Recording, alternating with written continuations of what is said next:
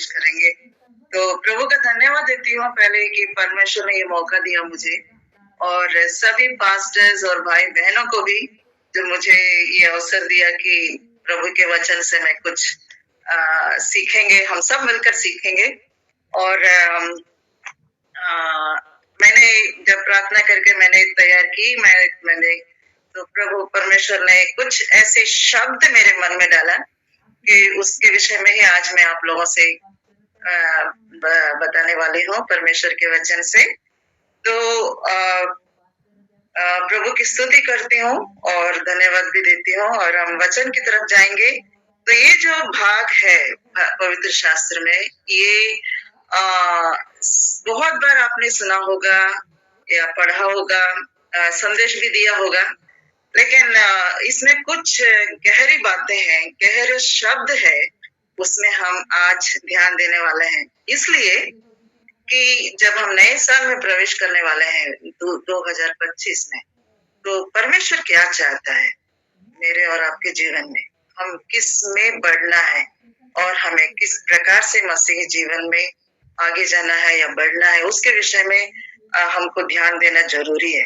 क्योंकि अक्सर हम ये सोचते हैं कि हाँ, मैंने विश्वास कर लिया, अब खत्म हो गया, मेरा उद्धार हो गया, अब यही मैं मसीह हूँ।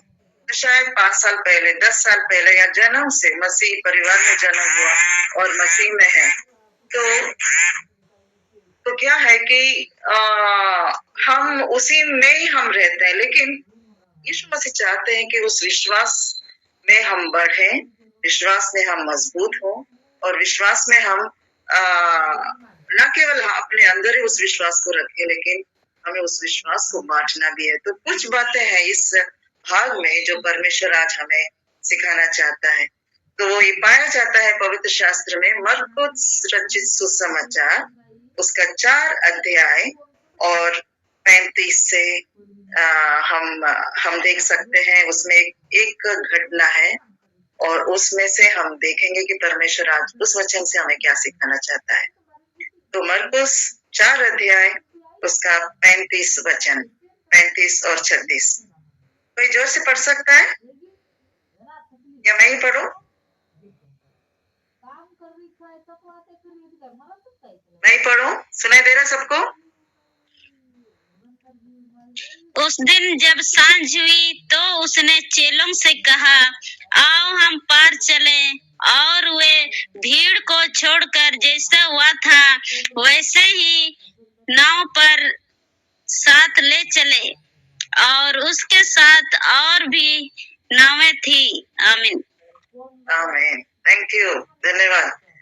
तो ये 2 वचन, इसमें एक शब्द है कि जब इस दुनिया में यीशु मसीह थे, तो बहुत से चमत्कार किए, बहुत सी बातें उसने की, लोगों को बताया स्वर्ग के राज्य के बारे में, और बहुत सी बातें उनको सिखाया। तो जब भी वो बाहर जाते थे, गांव-गांव जाते थे चलते हुए, तो बहुत भीड़ उसके पीछे चलती थी। एक भीड़ ऐसा था कि कुछ चंगाई पाने के लिए, कुछ लोग ऐसे थे कि क्या वो बोल रहा है उस सुनने के लिए, कुछ लोग देखने के लिए कि क्या हो रहा है, उसके क्या क्या कर रहा है। तो ये सब बातें, तो एक भीड़ उसके यीशु मसीह के पीछे हमेशा रहती थी। तो यहाँ भी हम देखते हैं कि जब वो नाव पर था और बहुत भीड़ उसके पीछे थी, और उसकी आवाज को सुनने के लिए, उसकी बातों को सुनने के लिए। तो यहाँ पर एक शब्द ये है कि यीशु मसीह ने कहा चेलों से कि आओ हम उस पार चले। तो चेलों ने क्या किया, भीड़ को छोड़कर जैसा वो था वैसा ही उसे नाव पर साथ ले चले। तो यहाँ पर है ले चले, साथ में आना अलग बात है, लेकर चलना अलग बात है। तो यहाँ पर साथ में आने का मतलब ये है कि ठीक है, चलो मैं भी तुम्हारे साथ चलता हूँ, वो मेरी मर्जी नहीं है, मेरी चाह नहीं है, या मेरी जरूरत नहीं, लेकिन लेके चलने का मतलब है मुझे उनकी जरूरत है, लेके चलना। अगर कोई हम जा रहे हैं, अकेले जा रहे हैं, किसी को लेकर चलना और अपने आप आना, दोनों में फर्क है।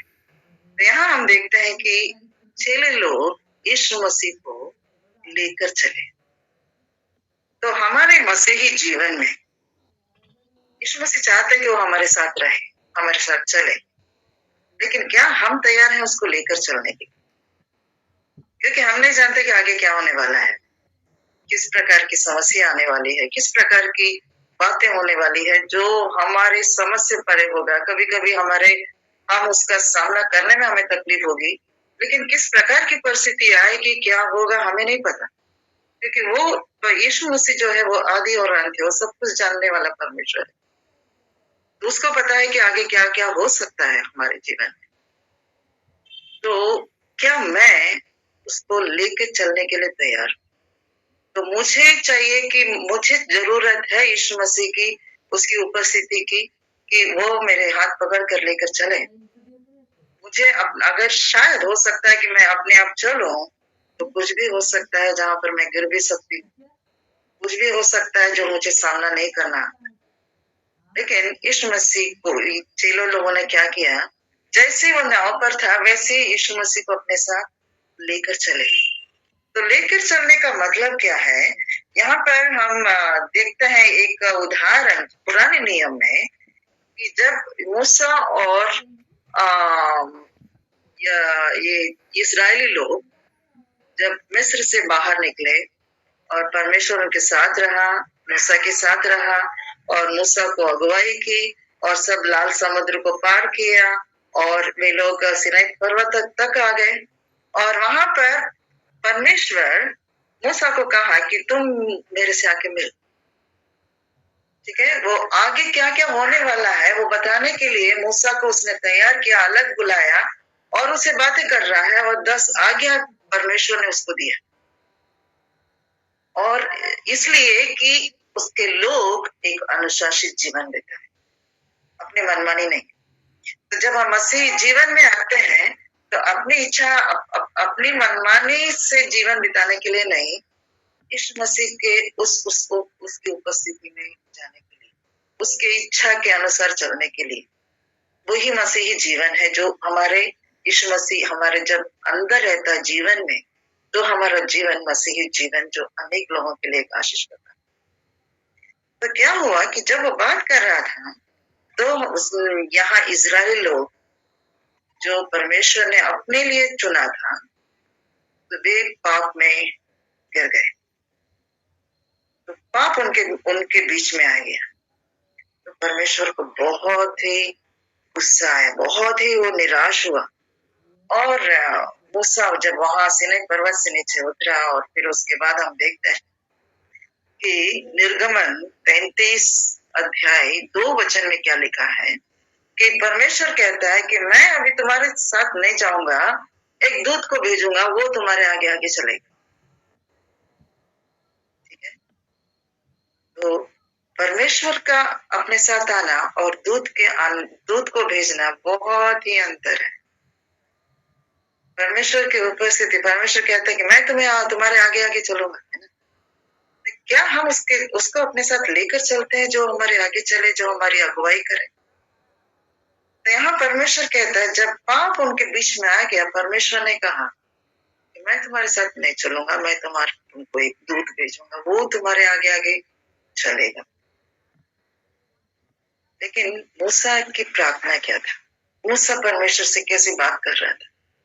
अगर आप पढ़ेंगे पुराने नियम निर्गमन 33 अध्याय के अंत में कि जहां पर 14 से 16 वचन तक लिखा है कि परमेश्वर से बात कर रहा है मूसा, और परमेश्वर से क्या कहता है कि अगर परमेश्वर अगर आप नहीं चलोगे हमारे साथ, हम भी नहीं निकलेंगे यहाँ से। हम आपकी उपस्थिति हमको बहुत जरूरी है। अगर आप हमारे साथ चलेंगे तब हम यहाँ से निकलेंगे, तब हम यहाँ से हम आगे बढ़ेंगे। वो प्रार्थना हमारे लिए भी जरूरी है जब हम नए साल के अंदर हम प्रवेश कर रहे हैं, या हम यीशु मसीह को अपने साथ लेकर चलने के लिए तैयार है। तो क्या हुआ कि परमेश्वर ने, यहोवा ने मूसा की प्रार्थना को क्या उत्तर दिया कि परमेश्वर ने कहा कि ठीक है, मैं तुम्हारे साथ चलूंगा, मैं तुम्हारे आगे आगे चलूं, तुम्हारे साथ चलूं। तो ये जरूरी है कि एक अगुवे, या एक मसीही को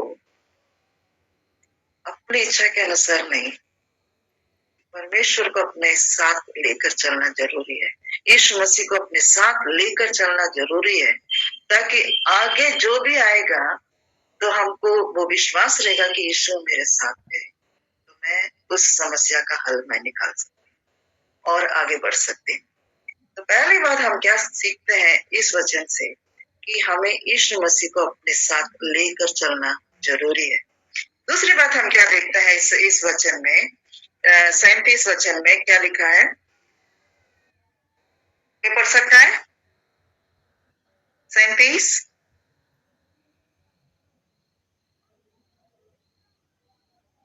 मैं पढ़ू? ठीक है, मैं पढ़ती हूँ। कौन सा बोल रही? जी पढ़िए। निर्गम का क्या बोले? एक मिनट। 37 मरकुस का क्या? मरकुस 4:37। हाँ एक मिनट निकल रहे वो बारिश आके थोड़ा।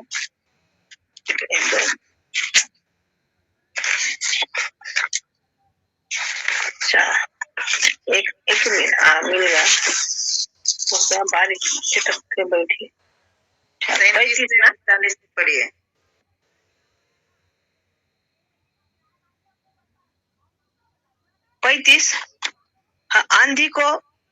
आंधी को शांत करना। उसी दिन जब जी 37 से 39 तक तब बड़ी आंधी आई और लहरें नाव पर जहाँ तक लगी वह पानी से भर जाती थी, पर वह अब पिछले भाग में गद्दी पर सो रहा था। तब उन्होंने उसे जगाकर उससे कहा, ए गुरु, क्या तुझे चिंता नहीं है कि हम नष्ट हुए जाते हैं? तब उसने उठकर आंधी को डांटा और पानी से कहा, शांत रह, थम जा। और आंधी थम गई और बड़ा चैन हो गया। बस, धन्यवाद। तो ये दूसरी बात, यीशु मसीह यहाँ पर हम देखते हैं कि उसका जो चमत्कार है, उसका जो आश्चर्य कर्म हम देख सकते हैं कि जब वे लोग नाव पर जा रहे थे, वे यीशु मसीह को अपने साथ लेकर जा रहे हैं, और लेकर जाते समय क्या हुआ, अचानक आंधी और तूफान आया। इसलिए मैंने कहा कि यीशु मसीह को लेकर चलना जरूरी है जीवन में।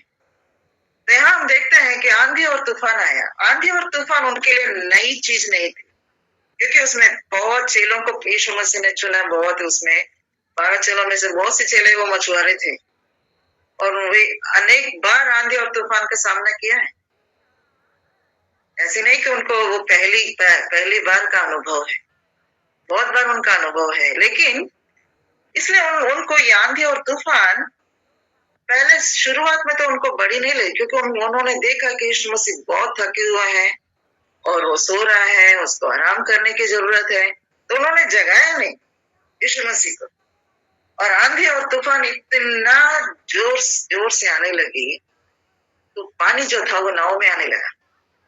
ठीक है, और यहाँ पर आंधी और तूफान हमारे जीवन की समस्या से हम बोल सकते हैं। हमारे मसीही जीवन में सभी लोगों को अलग अलग प्रकार की समस्या आती है, तो उसको किस प्रकार से हम सामना करते हैं। यहाँ पर हम चेलों को देखते हैं कि पहला वे लोग कोशिश करते हैं यीशु को नहीं जगाए। हम लोग कभी कभी ऐसा करते हैं ना कि हाँ, हम कोशिश करते जाएंगे, जब कोशिश नाकाम होता है, नहीं हमारे अंदर वो ये नहीं है कि ताकत नहीं है कि उसका सामना करें, तब हम यीशु मसीह को पुकारते हैं, हे प्रभु मेरी प्रार्थना को सुन, है ना। उपवास रखते हैं, प्रार्थना करते हैं, रो कर प्रार्थना करते हैं कि प्रभु इस समस्या हम, लेकिन पहले हम नहीं जाते, पहले हम कोशिश करते हैं, अपनी कोशिश करते रहते। और हम देखते हैं कि यहाँ पर चेले कोशिश किए, तो अचानक क्या हुआ कि पानी इतना आ गया, वे लोग डर गए, अब तो हम नाश होने वाले हैं। तो तब वे लोग यीशु मसीह को उठा रहे, जगा रहे कि हे प्रभु यीशु मसीह उठिए, हम नाश होने जा रहे हैं, क्या आपको चिंता नहीं, उठिए। तब यीशु मसीह उठते हैं और यीशु मसीह कहते हैं, एक शब्द कहते हैं कि शांत रहे। तो एक शब्द से क्या हुआ कि वो आंधी थम गई और बड़ा चैन हो गया। और इसके बाद यीशु मसीह उनसे 2 प्रश्न करते हैं, उन चेलों से। क्या 2 प्रश्न करते हैं? 40वें वचन में क्या लिखा है? और उनसे कहा, तुम क्यों डरते हो? क्या तुम्हें अब तक विश्वास नहीं? 2 प्रश्न। तुम क्यों डरते हो? क्या अब तक तुम्हारे अंदर वो विश्वास नहीं? तो यहाँ पर ये 2 बातें हैं, डर और अविश्वास हमको आगे बढ़ने से रोकती है, विश्वास में आगे बढ़ने से रोकती है। एक प्रकार का डर मेरे जीवन में रहता है कि आगे क्या होगा, भविष्य में क्या होगा, मेरे बच्चों का क्या होगा, मेरे व्यापार का क्या होगा, मेरे बिजनेस का क्या होगा, मेरे शरीर, मेरे जो स्वास्थ्य का क्या होगा। बहुत सी बातें हैं जो हमारे अंदर, वो डर हमेशा रहता है कि क्या होने वाला है, क्या अच्छा होगा। अभी भी आप लोग सोचते होंगे कि अब इस साल तो बहुत सी 2024 तो मेरे जीवन में बहुत बड़ा संकट लेकर आया, बहुत बड़ा नुकसान हुआ, बहुत तकलीफें हुई। 2025 क्या होगा?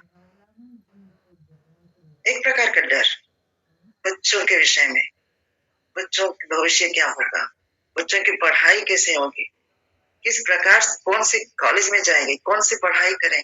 तो बहुत विभिन्न प्रकार का डर है जो हमारे जीवन में रहता है, जिसके कारण जो विश्वास है मेरे अंदर वो कमजोर होने लगता है।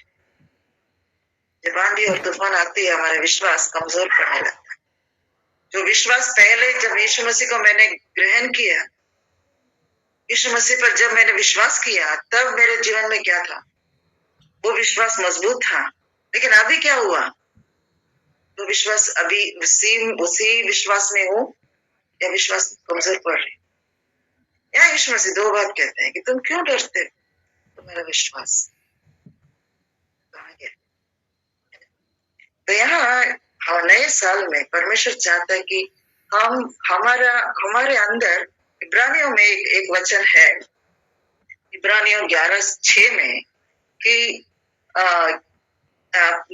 दूसरा तिमुथियुस 1:7 में क्या लिखा है कि परमेश्वर ने हमें भय की नहीं बल्कि सामर्थ्य और प्रेम और संयम की आत्मा दी है। भय की नहीं, सामर्थ्य की आत्मा दी है, दूसरा तिमुथियुस 1:7। तो हमें भय की आत्मा नहीं दी है, सामर्थ्य की आत्मा दी है। हमें डरने की जरूरत नहीं कि क्या होने वाला है। अगर यीशु मसीह मेरे साथ, हमें डरने की जरूरत नहीं है, डरने की जरूरत नहीं है। हमको विश्वास में और मजबूत होने की जरूरत है क्योंकि यीशु मसीह मेरे साथ। और फिर हम क्या देखते हैं, एक उदाहरण कि विश्वास जो है, जैसे कि बहन ने प्रार्थना में भी बताया कि अब्राहम के विषय में उसने बताया। तो अब्राहम जो है विश्वास में मजबूत था। उसके पास ऐसा कोई पवित्र शास्त्र नहीं थी कि वो वचन को बोले, प्रतिज्ञा को याद करें, लेकिन उसका विश्वास मजबूत था।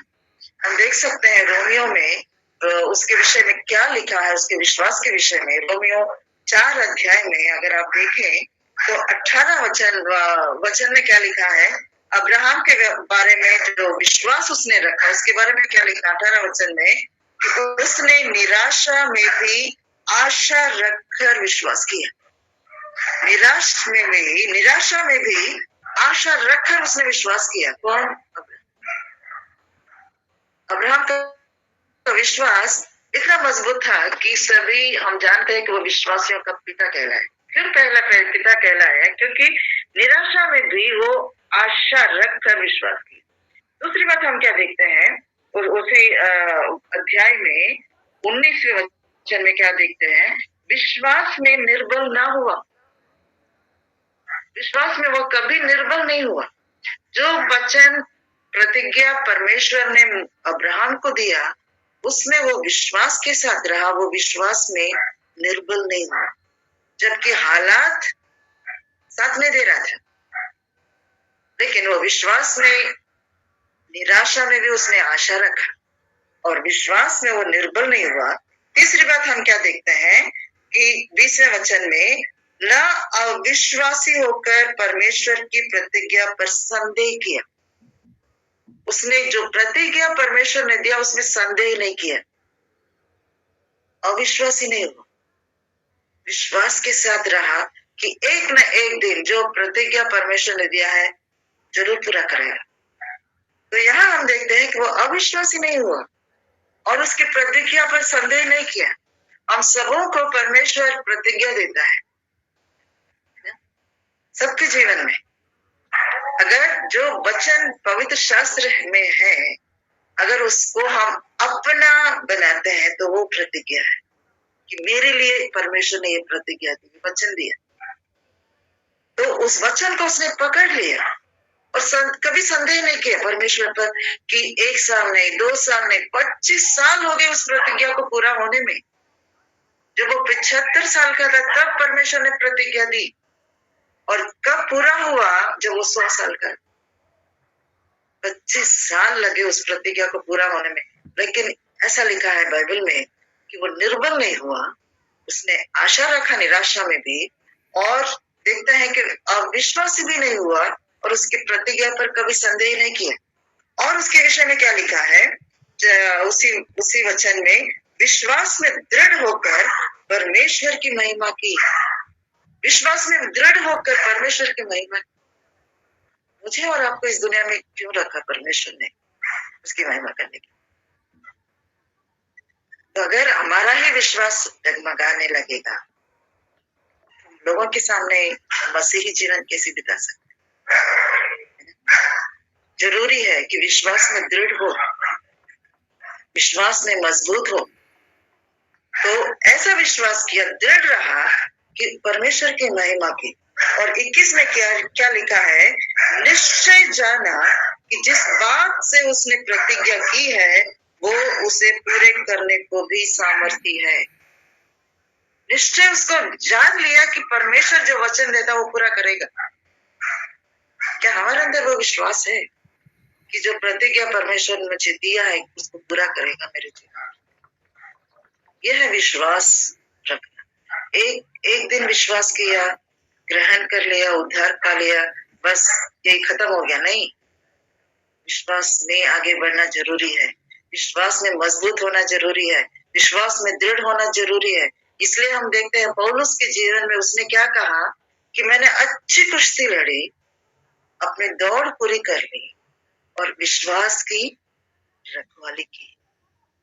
विश्वास की रखवाली की, क्योंकि जीवन में ऐसी समस्याएं, ऐसी मुसीबतें, ऐसी रोना, आंसू, ये सब हमारे जीवन में आता है। अक्सर हम क्या सुनते हैं, है ना, कि यीशु मसीह है हमारे साथ तो कुछ भी नहीं होगा, सब कुछ अच्छा ही होगा। हाँ, सच में अच्छा ही होगा, लेकिन कब अच्छा होगा? जब हमारा विश्वास उसमें रहता है। उसमें होना जरूरी है, क्योंकि यीशु मसीह ने कहा कि जब तक हम इस दुनिया में हैं,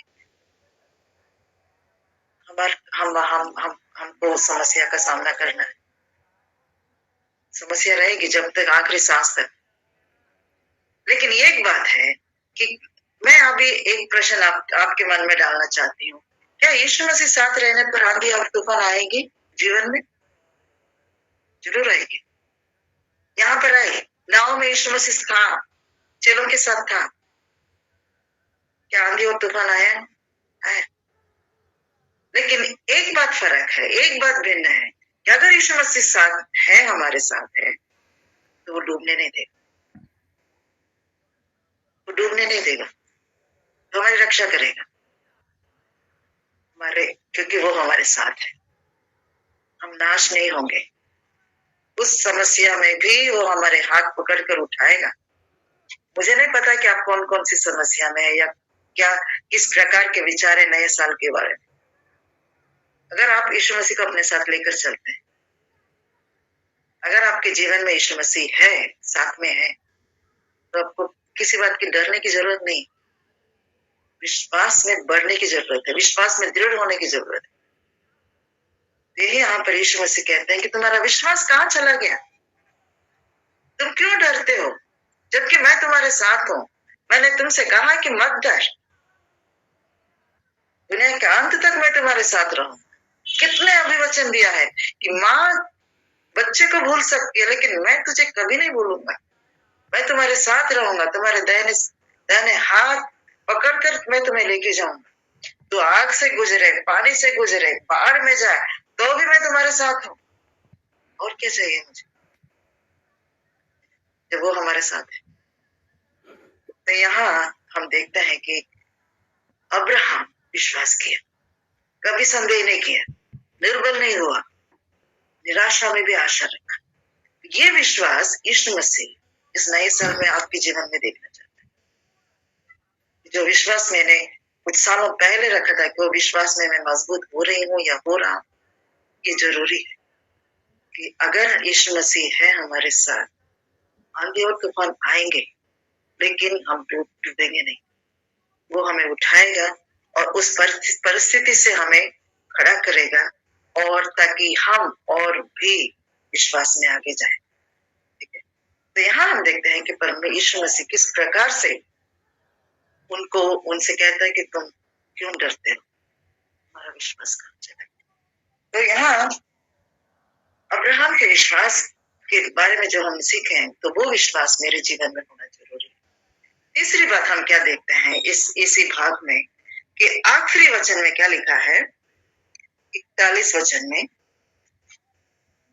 मरकुस 4:41, उसमें क्या लिखा है, और वे बहुत ही डर गए और आपस में बोले, ये कौन है कि आंधी और पानी भी उसकी आज्ञा मानते। ये कौन है? बहुत डर गए, क्योंकि पहली बार देख रहे हो अपने जीवन में कि आंधी और तूफान को एक शब्द से उसने थम दिया। उसने कहा शांत रहे, तो थम गई। क्यों थम गई? क्योंकि उसके जो शब्द है उसमें सामर्थ्य है, क्योंकि उसने ही सब कुछ बनाया। उसके शब्दों में सामर्थ्य है। उसने कहा शांत रहे, थम गए। तो पहले यीशु मसीह ने उनसे कहा कि हम उस पार चले का मतलब क्या है कि जरूर चलेंगे, उस पार जाएंगे। तो क्या वो विश्वास मेरे जीवन में है?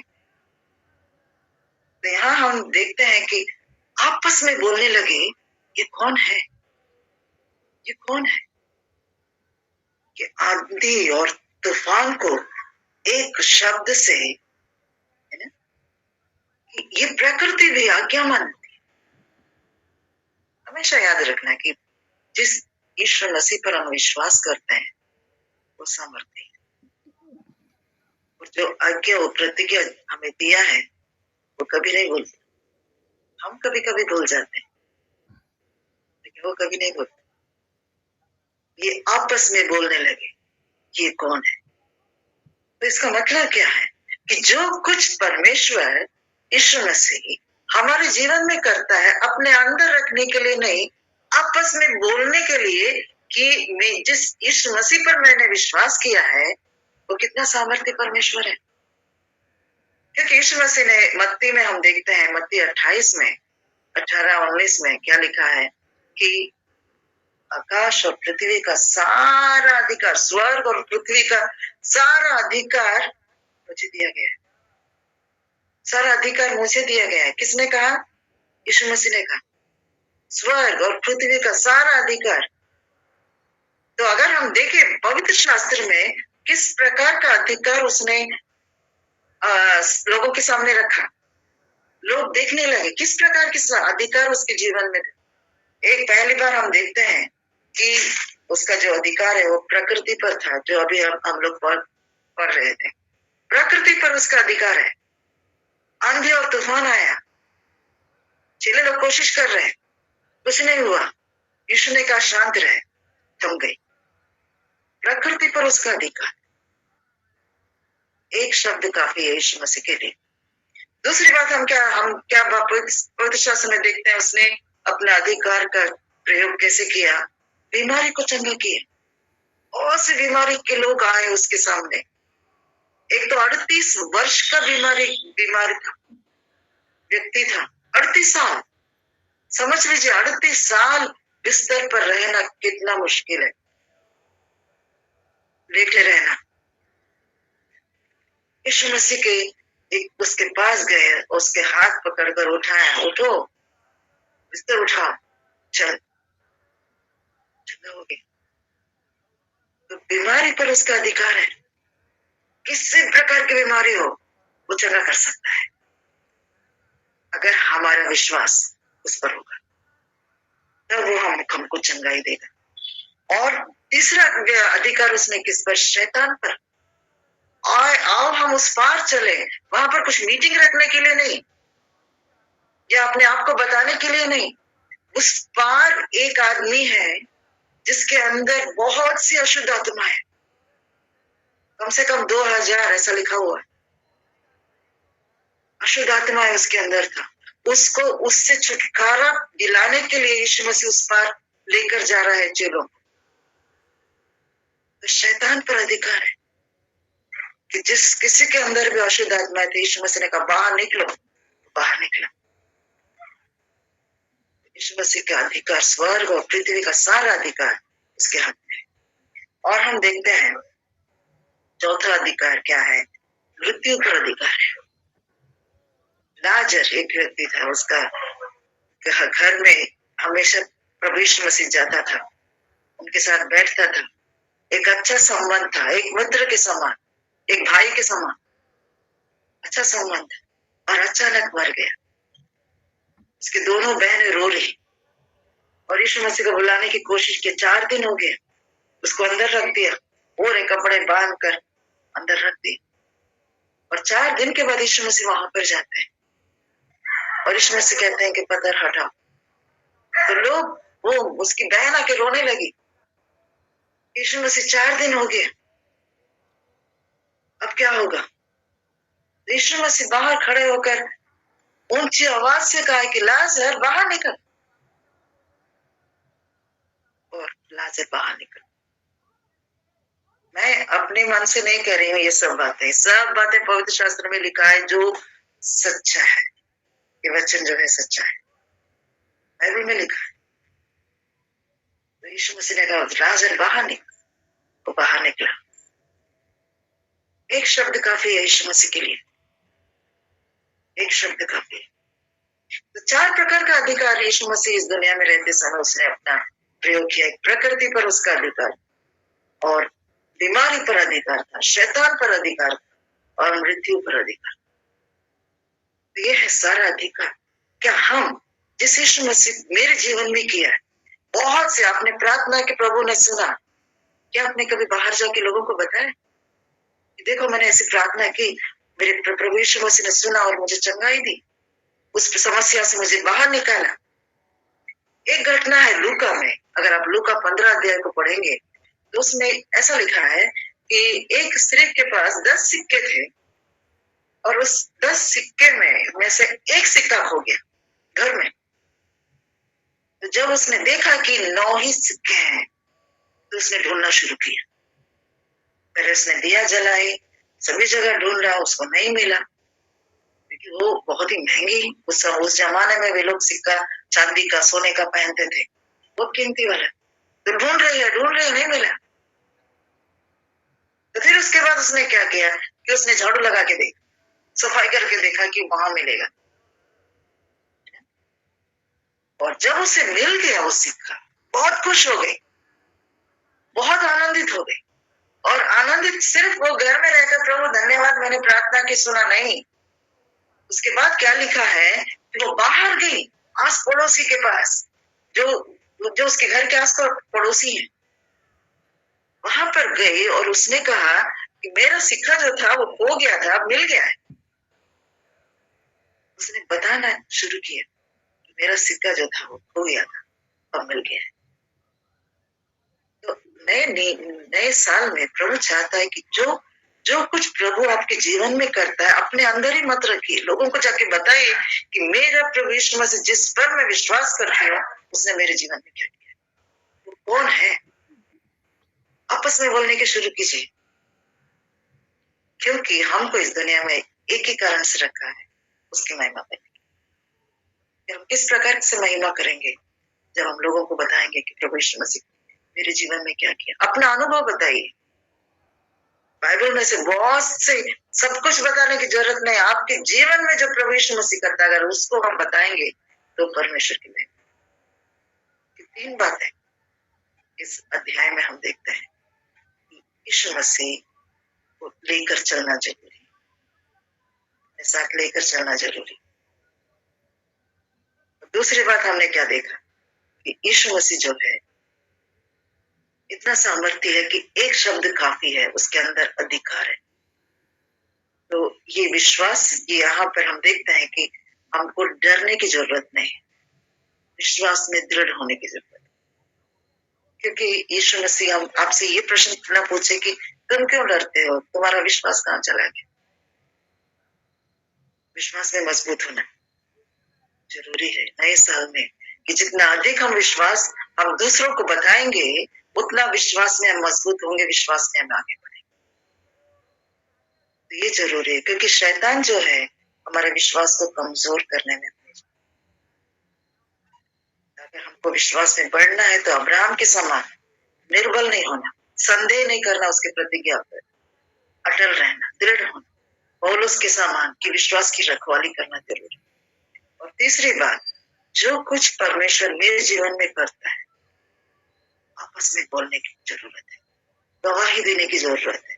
क्योंकि हम देखते हैं कि जब पवित्र आत्मा तुम पर उतरेगा, प्रेरितों के काम 1 अध्याय 8 में क्या लिखा है कि जब पवित्र आत्मा तुम पर उतरेगा तो तुम गवाह बनोगे, यरूशलेम में, यहूदिया में, या जहां जहां तुम जाओगे पृथ्वी के छोर तक मेरे गवाह बनोगे। तो गवाह कैसे बन सकते हैं? जब हम विश्वास में रहें, तब हम दूसरों के सामने गवाह का जीवन बिता सकते हैं। तो यहाँ पर जो वचन हम देखते हैं, किसी जूम में उन्होंने पास्टर साहब ने एक वचन लिखा उसमें कि परमेश्वर के निकट आओ तो वो तुम्हारे निकट आए। ये जरूरी है नए साल में, क्योंकि बिना शर्त के हम आशीष नहीं पा सकते। पहले तुम पुकारो तो मैं सुनूंगा, पहले तुम निकट आओ तो मैं तुम्हारे निकट आऊंगा। ठीक है, तो पहले हमें निकट जाना है तो वो हमारे निकट आए।